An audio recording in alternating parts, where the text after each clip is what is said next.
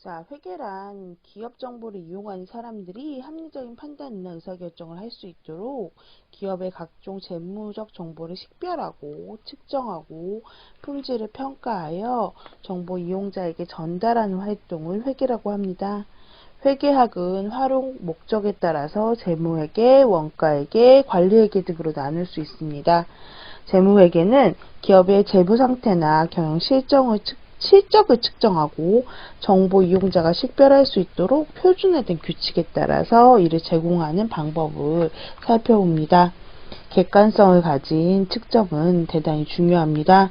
기업은 현금만 보유한 것이 아니라 물건을 생산하거나 서비스를 하기 위한 건물이나 기계 장치 등 평가해야 할 자산도 가지고 있는 경우가 있습니다. 또 타인의 돈을 빌려와 경영을 한다면 이자도 발생하죠. 이런 정보들이 합리적인 평가 대상이 되기 때문에 객관적인 정보를 전달하기 위한 일정한 기준이 필요하고요. 이에 따라야 합니다. 자, 원가회계는 제품을 생산에 소요된 원가를 생성하는 과정입니다. 비용은 단순히 더하기만 되면 되지 않을까 생각하기 쉽지만 원가는 제품에 직접 투입되는 것 이외에 제품들이 나누어 부담해야 될 것도 있어요. 이런 걸 고정비라고 얘기해요. 자, 공장에 사용하는 그 전기세나 수도세 같은 것들이 이런 고정비의 대표적인 예죠. 자, 원가에게는 이렇게 어떻게 고정비를 합리적으로 배분해서 이를 변동비에 더한 생산 원가를 구할 수 있는가를 살펴보는 것입니다. 자, 관리회계는 경영자가 기업 내부의 자원관리와 의사결정 위에 부서별 실적들을 파악하고 평가하기 위한 자료를 생성합니다.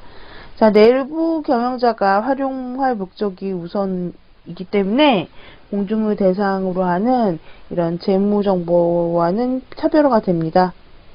자, 원가회계의 결과는 관리회계를 수행하기 위한 목적과 맥락을 같이 하기 때문에 이 둘을 굳이 이렇게 구분하지 않는 경우도 있습니다.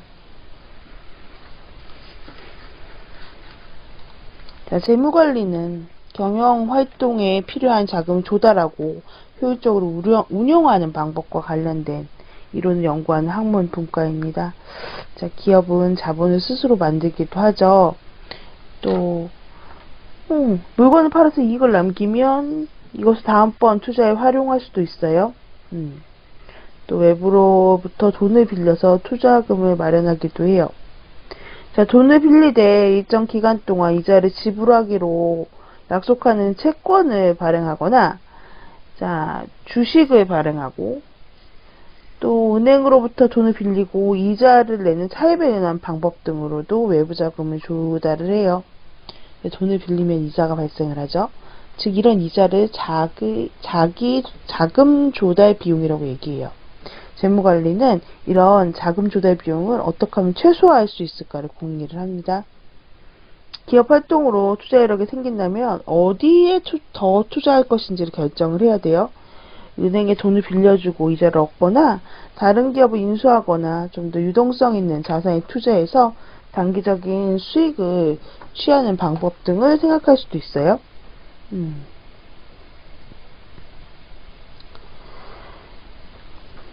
자, 국내 기업은요.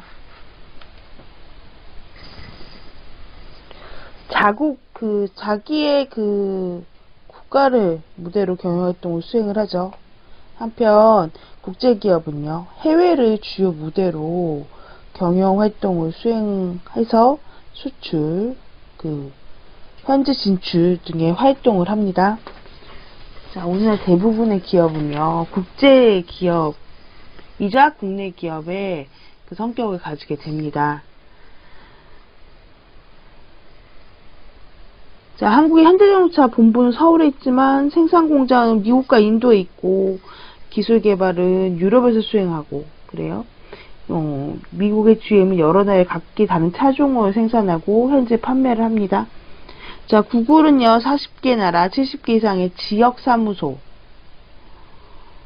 거느리고 전 세계인을 대상으로 인터넷 검색과 정보 서비스를 제공합니다. 여러 국가에 걸쳐 사업을 한다는 것은 각종 이질적인 환경에 적응하는 방법을 숙지해야 된다는 뜻이고, 또 한 나라에서 잘 운영되는 비즈니스가 다른 나라에서 잘 운영되지 못하기도 하고, 또 나라에서 몰수하거나 전쟁이 벌어져서 포기해야 될 경우도 생겨요. 자, 조직 구성원 선발하고 마케팅 활동을 수행하고 재무적 의사 결정이나 회계 활동을 수행하는 것도 나라마다 처한 활동이 환경이 다를 수가 있어요. 특히 국제경영은요, 국가 간의 이질성으로 인해 발생되는 문제나 문화적 차이에 따른 비즈니스 수정 문제 등도 다뤄요. 또 환경의 변화가 무관하지 않아서 기업의 전략적 의사결정을 선택하는 문제도 깊이 있게 고민하는 그런 분야입니다. 자, 국제경영에서 가장 크게 고려해야 될 게 문화적 이질성이라고 말씀을 드렸잖아요. 자, 던킨도너츠가 한국에는 있고요. 일본은 없어요. 근데 미스터 도너츠는요. 일본은 있는데 한국에는 없어요. 이게 두 개 다 보스턴에서 출발한 도너츠 브랜드인데 왜 이런 결과를 얻게 됐냐를 한번 살펴봤더니요. 던킨 도너츠는 셀프 서비스 방식으로 제품을 서브를 합니다. 그러니까 직접 소비자가 골라서 매대에 갖다 주면, 계산대에 갖다 주면 종업원은 계산만 해주는 거죠. 근데 미스터 도너츠는요, 풀 서비스 방식을 해요. 소비자가 고르면 이제 종업원이 그걸 이렇게 담아가지고 하나하나 담아가지고 계산까지 해서 주는. 자, 우리나라 사람들은요, 좀 빨리빨리 문화가 되게 강하죠. 그래서 이런 풀 서비스 방식은 시간이 오래 걸려서 싫어해요. 근데 일본 사람들은요, 기다림의 문화에 익숙할 뿐더러 비용을 지불하는 그런 회사나 가게에서 자신이 뭔가 서비스를 한다는 건 무례한 행동이라고 생각을 한대요. 그렇기 때문에 이런 문화적인 차이 때문에 같은 보스턴에서 출발한 도너츠 브랜드가 다른 결과를 얻게 된 사실을 볼 수 있어요. 그렇기 때문에 문화적 이질성을 고려해서 어떻게 진출을 해야 하는지가 되게 중요한 국제경영에서의 이슈라고 얘기할 수 있습니다.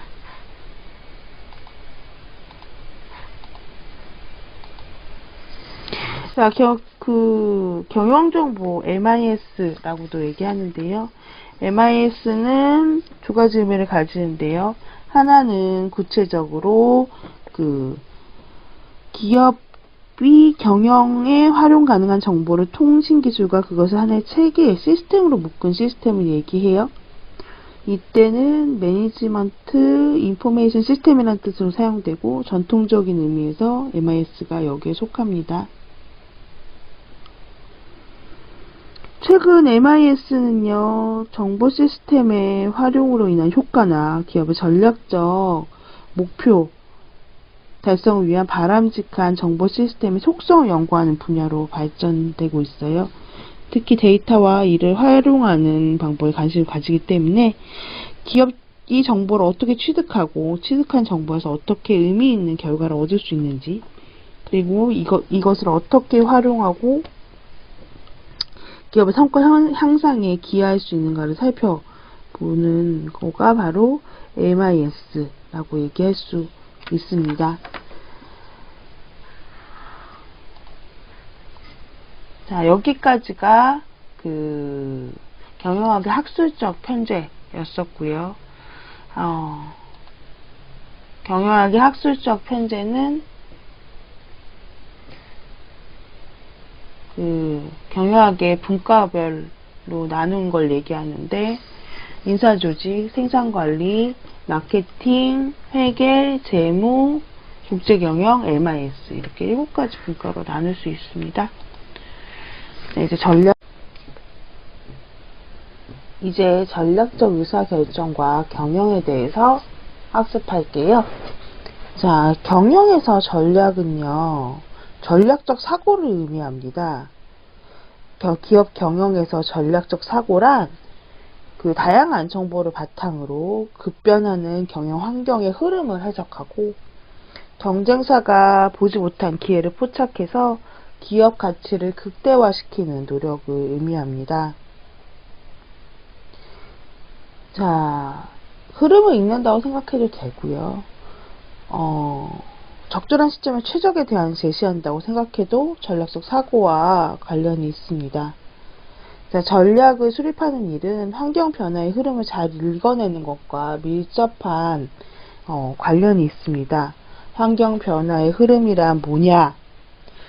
더 작게 생각하면 경영 환경이란 뭐냐는 살펴보면 경영자가 어쩔 수 없이 받아들여야 하는 조건이라고 얘기할 수 있어요. 기업 경영에 직간접적으로 영향을 주는 요인이지만 경영자가 통제할 수 없는 요인이 바로 경영 환경이라고 얘기할 수 있죠.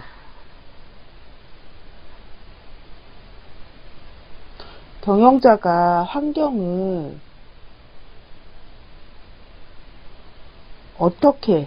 변화를 어떻게 인식하고 대처해 나갈 수가 있는 점은 되게 조직의 생존에 밀접한 관련이 있습니다.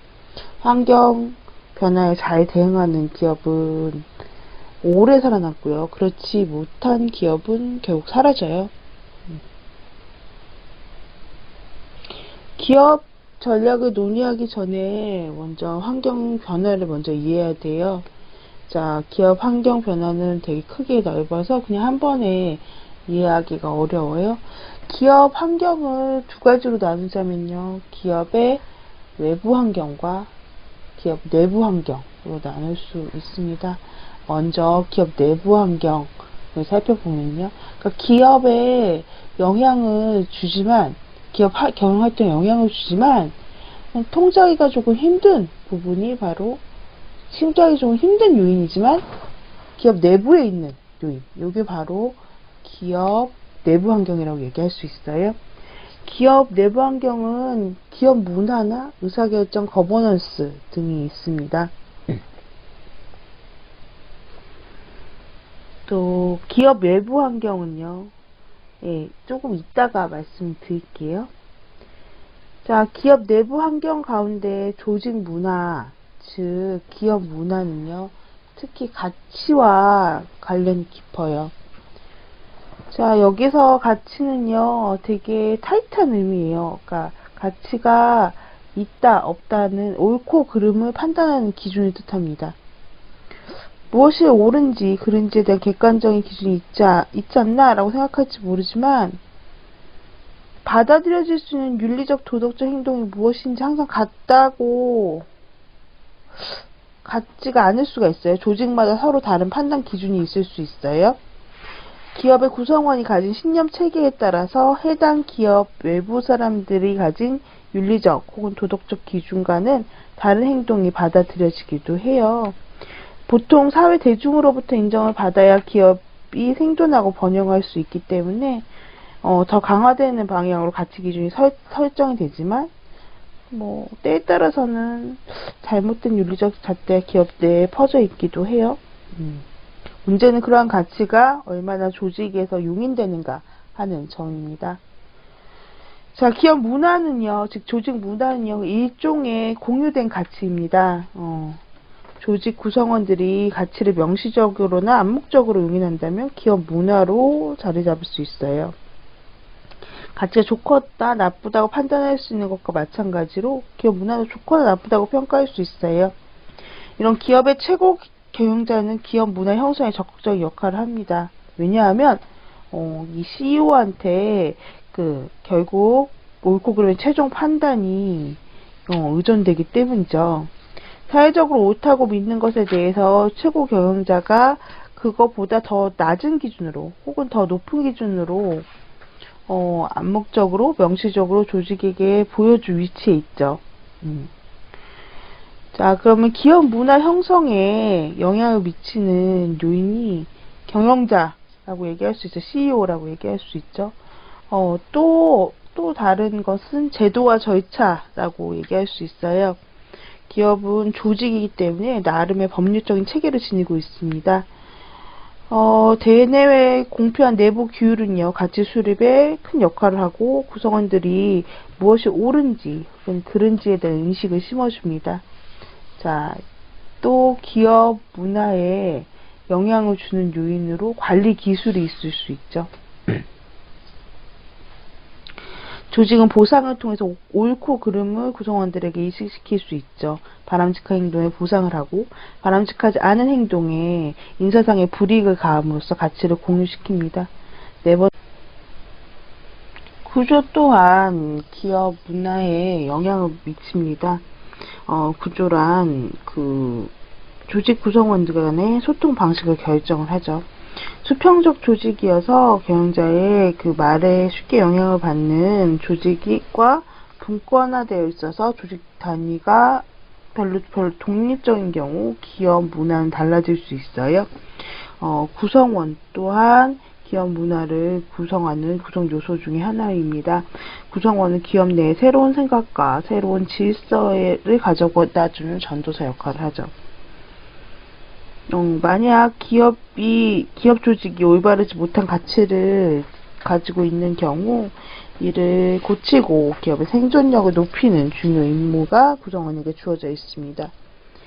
이런 것들이 공유 가치 형성에 영향을 미치고요. 궁극적으로 기업 전략 선택에 영향을 줍니다. 따라서 공유 가치와 기업 전략, 경영 전략을 포함해서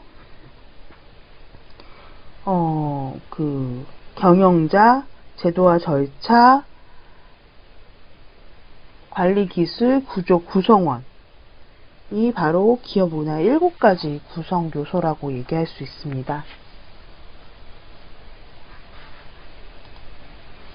자, 의사결정 거버넌스는 기업의 경영활동에 둘러싼 이해관계자들을 조정하고 통제하는 메커니즘이라고 얘기할 수 있습니다. 그래서 요런 것들도 기업 내부 환경, 완전한 외부는 아니고요. 그렇다고 완전 내부도 아니지만 내부 환경으로 이제 좀 포함을 하는 편입니다. 자, 이제 기업 외부 환경을 살펴볼 텐데요. 기업의 통제 가능하지 않지만 기업에게 영향을 주는 요소들. 첫 번째는 인구통계학적 환경입니다. 자, 나이, 성별, 직업, 이런 것들이 바로 인구통계학적 환경이죠. 두 번째는 경제적 환경입니다. 환율, 금리, 이런 것들, 경기, 이런 것들이요. 자연환경 또한 기업 경영활동에 영향을 많이 줍니다. 특히 자원을 소스로 하는, 그러니까 자원을 베이스로 하는 그런 기업들은요, 많이 영향을 주죠. 그리고 환경오염, 이런 것들도 다 자연환경에 속하는 거죠. 기술이 발달됨에 따라서 그런 기술을 받아들이는 것들도 기업의 경영활동에 영향을 많이 주죠. 특히 법적, 정치적 환경은 기업의 경영활동에 많은 영향을 줍니다. 원산지 표기법이나 탄소 배출량 표기법 이런 것들도 기업의 경영활동에 많이 영향을 주고요. 사회문화적 환경 또한 많이 영향을 줍니다. 앞서 던킨 도너츠랑 미스터 도너츠 사례에서 봤듯이 사회문화적 환경 또한 기업의 경영활동에 많은 영향을 주는 외부 환경 요인이라고 얘기할 수 있습니다.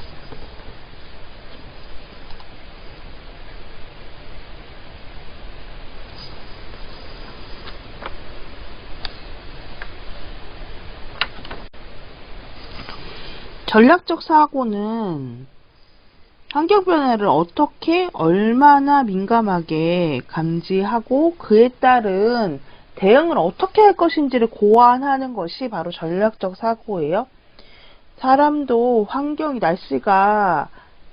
자연환경이 날씨가 더워지면 대응책으로 벗고요. 그 다음에 추워지면 옷을 입죠. 대응책으로. 아프면 약을 먹고 상처가 나면 붕대를 감죠. 자, 기업 또한 환경이 변화함에 따라서 대응 가능한 자원과 역량을 충분히 가지고 있어야 돼요. 그리고 이런 자원과 역량을 어떻게 결합해서 보다 효과적인 방법으로 환경 변화를 활용해야 할 것인가를 알아봐야 돼요. 그리고 환경 변화에 대응함에 있어서 보다 더 저렴하고 비용 효율적인 관점에서 접근을 해야 합니다. 환경을 이해하는 일이 전략 수립에서 되게 중요한 일이고요. 그리고 이에 따른 대응 방안을 생각하는 일이 더 중요한 일이라고 얘기할 수 있어요. 즉 전략적 사고란 환경형 변화에 따른 대응 방식을 생각해내는 거. 뭐 이런 게 경영 전략, 경영의 전략적 사고라고 얘기할 수 있는 거죠. 자, 우리 토론 과제에 대해서 이제부터 설명을 해드릴 텐데요. 자, 우선 존슨앤존슨의 타이레놀 사건부터 한번 살펴봅시다. 82년 타이레놀 병에 독극물을 투입하는 범죄가 발생해서 8명이 죽었어요. 얼마나 큰일이에요. 여러분들 이런 일이 벌어지면 타이레놀을 드시겠어요? 당연히 안 먹죠. 근데 이제 존슨앤존슨, 타이레놀이 존슨앤존슨에서 나오거든요.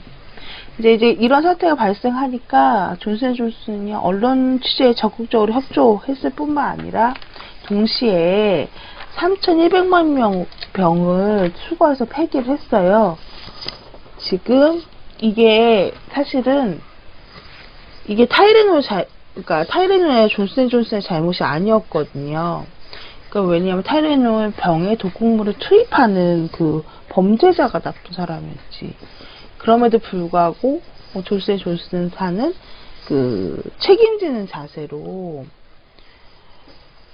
2억 4천만 달러의 비용을 감수하면서 자사 그 타이레놀을 전부 다 회수를 했죠. 이런 책임감 있는 자세는 소비자들한테 큰 신뢰를 갖다 줬고요. 자, 예전에는 이게 타이레놀이 캡슐이었거든요. 사실 이 캡슐 사이에 그 범죄자가 주사기로 독극물을 넣은 거였어요. 근데 그 이후에 요즘 여러분들이 보시는 그 알약 형태로 재출시 후에 소비자들에게 홍을 받아서 대표적인 성공 상품으로 아직까지 팔리고 있죠. 자, 이렇게 그 위기 상황이 발생을 했고요. 그에 따른 대응으로 존슨앤존슨사는 책임 있는 자세로 그 윤리적인 기업 윤리를 수호하고 지켜낸 거죠. 윤리적인 활동을 한 거죠. 이에 반해서 옥시는요, 어떤 사건이 있었냐면요, 사망자 239명, 폐질환자 1528명, 대한민국 역사상 최악의 참사로 기록된 이 숫자는요, 800명 명이 사용한 가습기 살균제 사용자들 중에 피해가 보고된 사람들이에요. 가습기 살균제란 가습기 교체 시에 물에 타서 사용할 목적으로 만든 화학 제품이에요. 자, 본래 좋은 목적으로 만들어진 제품은요, 수많은 인명을 살상하는 비극적 결과를 낳았습니다. 자, 가습기 살균제로 인해 피해를 본 사람들은요, 소비자 단체를 중심으로 제조업체들이 책임을 물어야 된다고 주장을 했어요. 핵심 쟁점이 된 물질인 폴리헥사 메틸렌 구아니딘의 독성을 두고 논란이 지속됐죠. 가장 큰 피해를 입혔던 옥실의 키핑키저 측이 안이한 대응과 무책임한 자세는 국민의 공분을 샀어요. 어떤 자세냐 보면 2011년도에 거의 지금 처음 발견이 됐는데 5년 지나서 첫 공식 기자회견을 열었어요. 그동안 계속적으로 그 재판이 이루어졌고요. 그 재판이 이루어지는 동안 이제 시민단체 중심으로 옥시 제품 구입하지 말자라는 불매 운동이 벌어졌죠. 근데 이런 책임의 중심에 있었던 그 옥시는요, 그 재판 과정에서 그 이런 조작 사건이 일어났고요. 심지어 알비코리아로 이름을 바꿨어요. 게다가 주식회사에서 유한회사로 바꿨어요. 회사 형태를. 처음에 초반부에 말씀드렸다시피 유한회사는요 정보 공개 의무가 없어요. 주식회사는 정보 공개 의무가 있는데 이름을 바꿨을 뿐더러 회사 형태도 바꾸는 이런 행태를 보였죠. 이게 그렇게 윤리적인 자세나 윤리적인 태도, 윤리적인 행동들이 아니죠. 이거를 보면요, 사실은 이렇게 바꾸고 막 이러니까요. 이제 본사인 영국의 레키 뱅키저 주가 여전히 꾸준히 오르고 있고요. 사람들이 알비코리아가 옥시인지 모르니까 불매운동을 해도, 옥시에 대한 불매운동을 해도 알비코리아 제품을 구매하죠. 그러니까 불매운동의 성과가 좀 없어지죠. 자, 이러한 결과에 대해서 사람들의 평가는 크게 엇갈렸어요. 한편에서는 기업의 부도덕함을 질타하고, 자, 다른 한편에서는 레키 뱅키저의 위기관리 능력을 높이 사며, 자, 이 기업 경영상에 발생된 비극적 조치에 대한 적절한 대응이라고 얘기를 해요. 결국 옥시 레키 뱅키저의 이러한 행위들이 부도덕한 경영인가 아니면 탁월한 위기관리 능력인가. 자, 경영자의 입장에서 우리 어떤 의견이 더 타당한가에 대해서 한번 토의를 해봅시다. 물론 소비자 입장에서는 너무 비윤리적이고 옥시가 비난받아야 마땅한 일이에요. 그런데 옥시 레키 뱅키저의 경영자 입장에서는 이게 환경 변화에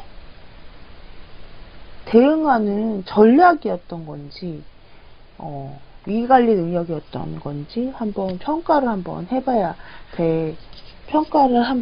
하는 것입니다. 자, 그래서 과제는 옥시 가습기 살균제 사례를 보고 어느 쪽 입장이 타당하다고 보는가, 경험자 입장에서 위의 사태를 판단하세요 라는 거예요. 캠퍼스 온라인 과제함에 제출을 하는데 목요일날 11시 59분까지 제출을 하시면 됩니다. 자, 온라인 과제함에 800자에서 1000자 분량으로 제출을 하시면 돼요. 자, 다음 시간에는요, 시장경제 그 속에 길을 묻다 라고 이제 경제에 관한 내용을 배울 거예요. 오늘 배운 내용은요, 경영과 기업의 개념과 기업의 형태, 그리고 경영학의 분야, 전략의 개념, 전략적 의사결정, 그리고 기업윤리 토론이었습니다.